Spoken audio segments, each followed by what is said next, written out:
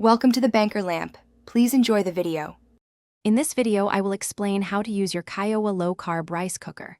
First, carefully unpack your new appliance and find a stable, flat surface for it. Before its initial use, make sure all components, especially the inner pot and steam basket, are thoroughly clean. Finally, plug the rice cooker into a standard electrical outlet, ensuring it is ready for operation.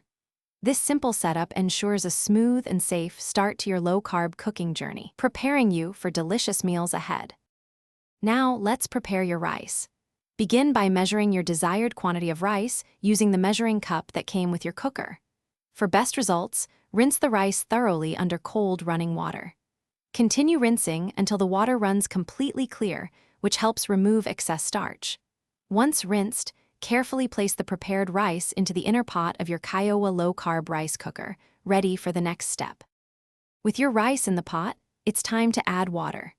A general guideline is a 1-to-1 ratio of water to rice for most white rice varieties. If your model includes a steam basket for carb separation, place it above the rice now. Securely close the lid, then select the low-carb cooking function on your appliance.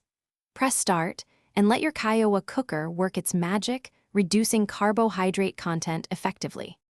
Once cooking is complete, allow the rice to rest for 10 to 15 minutes with the lid closed. This improves texture. Carefully remove the inner pot and steam basket, then gently fluff the cooked rice with a spatula. For cleaning, wash all removable parts with warm, soapy water. Wipe the exterior of the cooker with a damp cloth. Ensure everything is dry before storing, maintaining your appliance for many future low-carb meals. Thanks for watching. If this was helpful, leave a like and consider subscribing. See you next time.